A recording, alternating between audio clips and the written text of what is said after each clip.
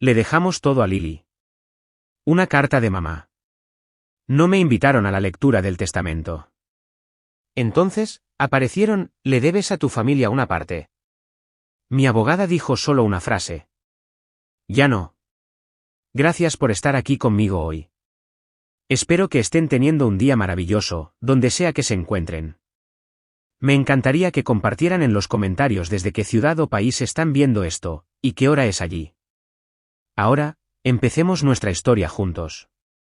El sobre era rígido, certificado. Estaba entre un cupón del supermercado y una factura del agua, pero era lo único que tenía peso. Era mi cumpleaños número 34, ni una fecha especial, ni la gran cosa. No esperaba mucho, quizá una tarjeta si se acordaban, o quizá no. Pero algo en ese sobre me hizo detenerme. El remite era de ellos, de mis padres. Por un momento, pensé, quizá. Lo llevé adentro, lo puse en la encimera de la cocina junto a las flores que me envió mi asistente, me senté, y lo abrí con cuidado. Sin escritura a mano, sin tarjeta, solo una única página, impresa, formal. Tras una cuidadosa consideración, hemos actualizado nuestros planes patrimoniales. Todos los activos restantes serán legados a Lily Monroe y a sus hijos. Dadas tus circunstancias actuales, confiamos en que lo entiendas. 3 líneas. Sin saludo, sin firma, solo una palabra al final, saludos. Ni, con amor, ni siquiera, mamá y papá, solo saludos. Me quedé mirándola más tiempo del que pretendía. Mi café se enfrió.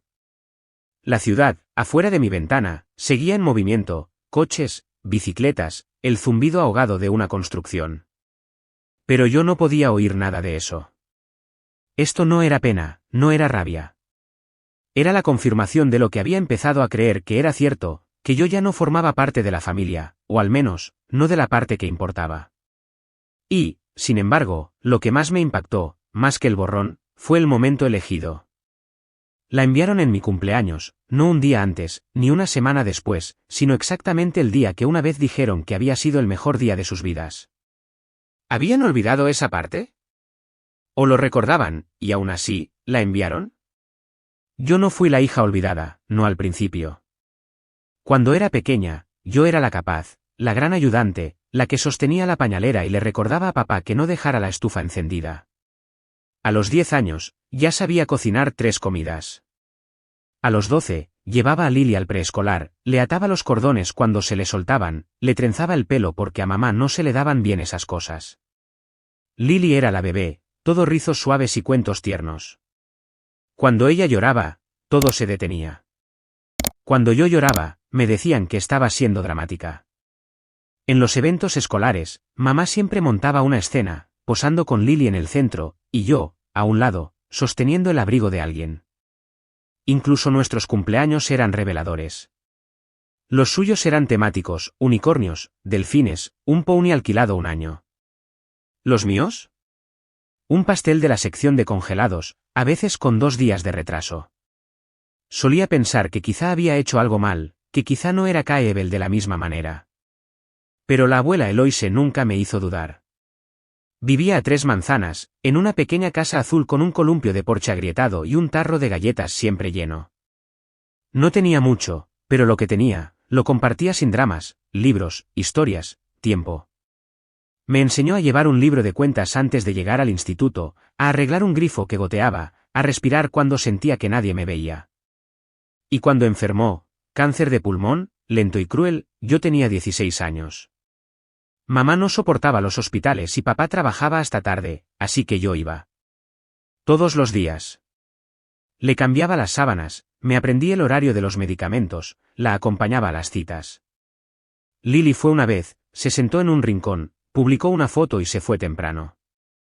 Pero cuando la abuela falleció, fui yo quien encontró el testamento, metido en una copia de Mujercitas, nada menos. Me dejó su casa, su coche, una pequeña cuenta de ahorros y una nota, fuiste la que se quedó. No porque tuvieras que hacerlo, sino porque me viste. Nunca se trató del dinero, jamás. Fue la primera vez que alguien me eligió en voz alta. En el funeral, la gente susurraba. Mamá parecía haberse tragado un limón. Lily, con un vestido de encaje blanco y un delineador dramático, apenas me miraba a los ojos. Más tarde esa semana, Lily me llevó a un lado. Sé que te quedaste con la casa, dijo, echándose el pelo hacia atrás como hacía mamá cuando estaba acorralada. Pero estoy un poco en apuros, el alquiler es un desastre. ¿Podría quedarme un tiempo? Se mudó ese fin de semana, se quedó 6 meses, nunca pagó el alquiler, usó mi champú, mi comida, mi coche cuando yo no miraba. Cuando se fue, no dijo gracias, simplemente se desvaneció. 3 años después, fue ella quien le dijo a la gente que yo me había aprovechado de la abuela. Dijo que era raro, que yo lo hubiera heredado todo, que había manipulado a una anciana para quedarme con sus propiedades. Nunca la corregí, nunca la confronté, porque para entonces ya entendía algo incluso más frío que el silencio, no me estaban olvidando, me estaban reescribiendo. Pero todavía me pregunto, ¿recordará Lily alguna vez aquellas noches en las que le preparé sopa cuando tenía gripe? ¿Recordará quién la abrazó durante las tormentas cuando mamá dejaba las ventanas abiertas? ¿O es que esas cosas, simplemente, ya no importaban? Después de que Lily se mudó, empecé a cerrar mis puertas con llave. No solo la de la entrada, también las invisibles. Se acabaron los chats de grupo familiares. Se acabó el, puedes echarle un ojo a este contrato, o el es solo hasta el día de pago. Me mudé a un apartamento de una habitación más cerca de la universidad donde daba clases nocturnas, sociología, sobre todo, el tipo de curso que la gente tomaba porque era obligatorio, no porque le importara. Pero a mí sí me importaba. Los patrones, los sistemas, las formas en que la gente repite aquello de lo que juró escapar. Ahorré lentamente, acepté trabajos de consultoría, dije que sí a las ofertas que nadie más quería, turnos en festivos, auditorías de currículos, reuniones por Zoom a altas horas de la noche con donantes irritados. Era un trabajo silencioso, pero pagaba. Y en 4 años, había ahorrado lo suficiente para empezar algo que sentía como mío, una organización sin ánimo de lucro, Third Circle Education. Ofrecíamos talleres de habilidades para la vida a chicas adolescentes que salían del sistema de acogida, como leer un contrato de alquiler, como detectar un préstamo abusivo, como escribir un currículum sin mentir. Llegaban con la guardia alta, se iban más erguidas. Y cuando la gente preguntaba qué lo había inspirado, nunca mencionaba a mi familia.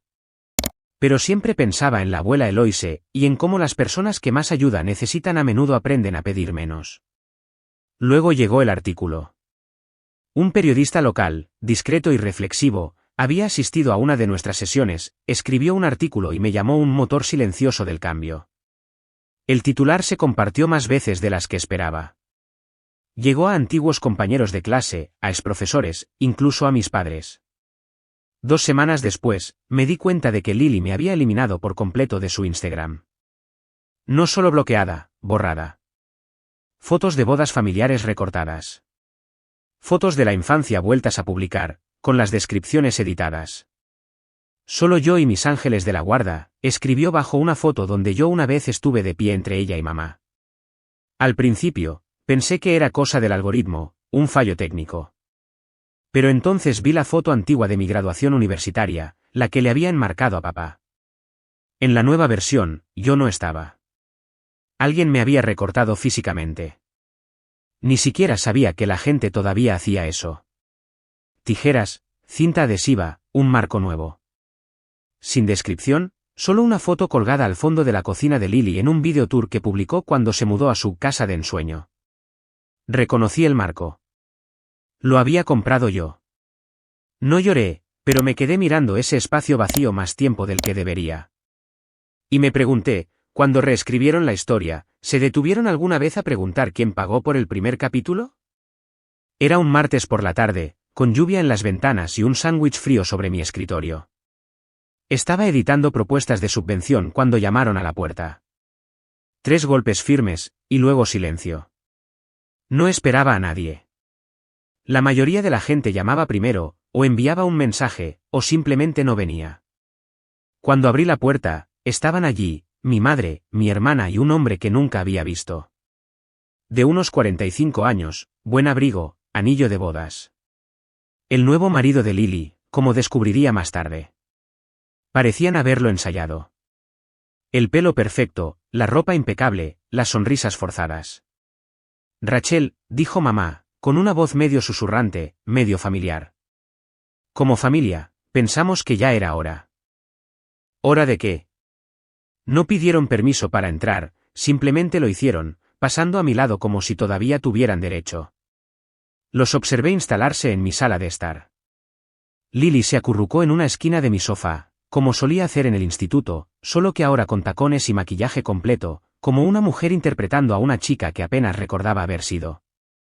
Su marido no dijo nada, solo asintió cortésmente, como si le hubieran dicho que se mantuviera al margen. Mamá empezó con cumplidos, lo orgullosa que estaba, que siempre supo que yo haría algo significativo, como le había mostrado el artículo a algunas personas en la iglesia. Luego vino la petición. Lily y su marido habían montado un negocio, marketing inmobiliario. Tenía futuro, dijo ella, pero necesitaban capital inicial. El banco no les aprobaba el préstamo completo sin un avalista. Alguien de buena reputación. Alguien con un historial probado de estabilidad. Querían que lo respaldara, en papel, solo por un año, quizá menos. Sé que las cosas estuvieron tensas durante un tiempo, añadió mamá, con los ojos muy abiertos. Pero la familia siempre encuentra el camino de vuelta, ¿verdad? Lily no habló. Miró sus manos, como solía hacer antes de decir una mentira. No dije que sí. No dije que no. Me quedé allí, de pie, viéndolos sentados en mi sofá, un sofá que yo compré, en una casa que yo construí, pidiendo una confianza que nunca se ganaron, con voces que una vez me habían llamado desagradecida. Fui a la cocina, serví un vaso de agua, lo llevé a la mesita de centro y lo dejé allí. No hablé. Lily finalmente levantó la vista. Solo pensé que lo entenderías, susurró. Su voz se quebró, pero su rímel no. Pensé en decírselo, en enumerar cada vez que ella no me había entendido, cada vez que se fue, me borró, me reescribió. En lugar de eso, me limité a mirar el agua y a esperar a que se calmara. No se quedaron mucho tiempo, no terminaron su propuesta, no se terminaron el agua. La puerta se cerró tras ellos con ese tipo de silencio que se siente más pesado que un portazo. Y me quedé allí, en el silencio que dejaron, preguntándome, ¿de verdad pensaron que no lo recordaría? El sobre, esta vez, no era certificado. Fue entregado en mano, más grueso, más frío. Una demanda civil. Me estaban demandando. Mi propia familia. El cargo, enriquecimiento injusto. Alegaban que había usado influencia indebida para heredar la casa y los ahorros de la abuela Eloise, que la había manipulado, la había aislado, los había excluido a ellos. Que Lily había sido la verdadera heredera, pero que yo había intervenido. Se leía como un guión, una ficción en la que yo era la villana y Lily, la nieta afligida, demasiado buena para alzar la voz hasta ahora. Me senté con la demanda durante horas. No llamé a nadie. No lloré. Abrí mi archivador y saqué la carpeta que había guardado durante 15 años, informes médicos, notas escritas a mano, fotos mías con la abuela en su jardín, en sus sesiones de quimioterapia, abriendo tarjetas de Navidad que yo había firmado por ella cuando sus manos temblaban demasiado para sostener un bolígrafo. Y el testamento. Notariado, archivado, sellado por el tribunal del condado el día que murió. No necesitaba defenderme, pero lo haría. Mi abogada era una antigua alumna mía, Elena Ruiz. Inteligente, inquebrantable. Una vez había escrito una tesis sobre las dinámicas de poder en las disputas por herencias. Cuando le mostré la demanda, no parpadeó. Ya hemos visto esto antes, dijo. Pero cometieron un error. Levanté una ceja. Elena sonrió, apenas. Presentaron pruebas alteradas. Lily había falsificado documentos, correos electrónicos supuestamente de la abuela, notas que no coincidían con su letra, incluso el borrador de un testamento revisado que estaba fechado 2 semanas después de la muerte de la abuela. Ni siquiera se molestaron en comprobar los registros del hospicio, para entonces, la abuela había estado inconsciente. No contraatacamos, simplemente presentamos las pruebas, punto por punto, en silencio, con firmeza. Cuando llegó el día de la deposición, Lily apareció con perlas y un blazer negro, como si fuera un brunch familiar. Mamá se sentó a su lado, pálida pero serena. Yo no hablé mucho, no fue necesario. Lo hizo Elena, tranquila, metódica, con la precisión de alguien que había esperado toda su carrera por un caso que hablaba por sí solo. Lily tropezó cuando le preguntaron por la cronología, cambió su versión y luego la volvió a cambiar. A mediodía, su abogado pidió un receso. A las 2 de la tarde, pidieron llegar a un acuerdo. Elena se negó. Quería que quedara registrado. 2 semanas después, el juez desestimó el caso con prejuicio, calificándolo de intento malicioso y frívolo de distorsionar una historia documentada. En términos legales, fue una victoria. Pero en términos familiares, no hay palabra para ello. Mamá nunca llamó. Papá tampoco. Pero alguien me reenvió una captura de pantalla. Lily había publicado una historia, un primer plano de su cara surcada de lágrimas, con la leyenda: algunas personas harán cualquier cosa por dinero, incluso mentir sobre su propia sangre. Sin nombres, pero todos sabían. Apagué el teléfono durante 3 días. Cuando lo volví a encender, había un mensaje de voz de Lily. Su voz era tensa, controlada. Espero que estés contenta. Lo has arruinado todo. Mamá no me habla. Nuestros inversores se retiraron. Tuvimos que cerrar la oficina. Te necesitaba. Luego, silencio. No una petición, no una disculpa, solo una frase: te necesitaba. Como si necesitar a alguien una vez te diera el derecho de herirlo una y otra vez. No borré el mensaje de voz, pero nunca volví a escucharlo. Porque para entonces, comprendí la verdad más profunda de todas: no se habían vuelto en mi contra porque les fallé. Se volvieron en mi contra porque no lo hice. La segunda vez que vinieron, no llamaron a la puerta. Llamaron por teléfono. Mi padre, de entre todas las personas, después de casi 7 años de silencio. Su voz era seca, no enfadada, solo tensa. Las cosas se nos fueron de las manos, dijo. Tu hermana se arrepiente de muchas cosas. Nosotros también. La demanda fue desafortunada. Pero somos familia, y las familias sobreviven a cosas peores. No respondí de inmediato. Esperé, dejando que el silencio hiciera la selección. Finalmente, se aclaró la garganta. Nos gustaría invitarte a una reunión. Tu primo Grant se casa. Una gran celebración, mucha gente. Significaría algo si aparecieras. Casi me reí. No por crueldad, sino por lo absurdo de la situación. Me querían allí no por reconciliación, sino por las apariencias. Porque ahora mi nombre significaba algo. La organización sin ánimo de lucro se había expandido, Third Circle estaba en 3 estados. Nos habíamos asociado con un Fondo Nacional de Liderazgo Femenino. Mi cara había estado en la portada de una revista regional. De olvidada a una fuerza imparable, decía. No me querían a mí, querían a ella, la versión de mí que los hacía quedar bien por proximidad. Decliné la invitación, cortésmente, brevemente. Una semana después, llamó la tía Mara. Siempre había sido amable de una manera distante, de esas que hacen sonar las tazas de té. Dijo que entendía por qué estaba herida, que lo que hizo Lily fue inexcusable. Luego, con la misma suavidad: pero quizá es hora de dejarlo pasar, cariño. La gente está mirando. Las bodas son para la alegría. No traigas el pasado a la celebración. Esa fue la frase clave. No traigas el pasado. Como si el pasado fuera un bolso que pudiera elegir no llevar. Como si no lo hubieran derramado ya por toda la habitación para luego marcharse. No respondí, no fui, no publiqué nada. Ese sábado, cuando las fotos de la boda inundaron las redes sociales, luz de sol, champán, un jardín alquilado, me quedé en casa, encendí una vela, leí uno de los viejos libros de bolsillo de la abuela. Y cuando sonó el timbre justo después del anochecer, miré por la mirilla. Era Lily. Sola. Sin maquillaje, con el pelo recogido, los ojos rojos. No dijo nada, solo se quedó allí, esperando.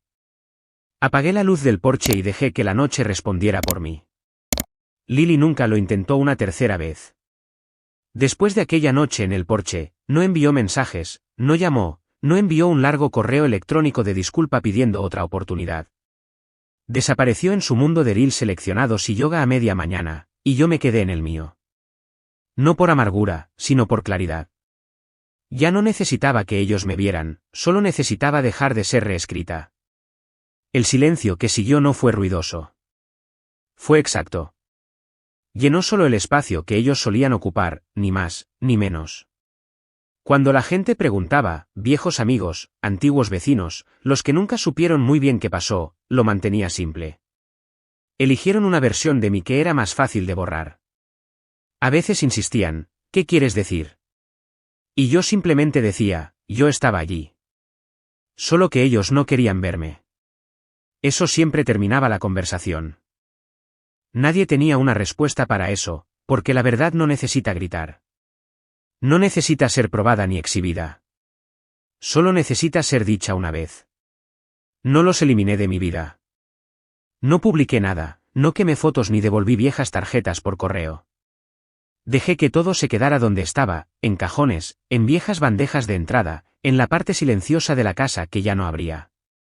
Algunos recuerdos no necesitan un cierre, solo límites. Y eso fue suficiente. La primavera pasada, volví a pintar el pasillo de un gris suave. Limpio, sereno. Quité las fotos, todas. No con rabia, sino por necesidad. El polvo se había acumulado detrás de los marcos, el tiempo había avanzado más que ellos. Casi dejé una foto espontánea de la abuela Eloise y yo sentadas en el columpio de su porche con tazas de té desiguales. Sin poses, sin ediciones, solo presencia. Pero al levantar el marco, noté algo detrás, pegado a la pared, una segunda foto, doblada, con los bordes rotos. Era de mi graduación universitaria, la versión completa, yo en el centro, abrazando a Lily y a mamá, antes de que me recortaran. Alguien debió de esconderla allí. Quizá yo, quizá no. Saqué la foto rota de detrás del cristal. No la volví a poner. No la tiré. Dejé el marco vacío y lo colgué de nuevo en su sitio. No para llorar lo que faltaba, sino para recordarme a mí misma que lo que se ha ido no necesita ser llenado. Solo necesita ser nombrado, una vez, en voz baja. Y luego, dejarlo en paz. Si alguna vez borraron tu cara de la foto, ¿volviste a colgar el marco?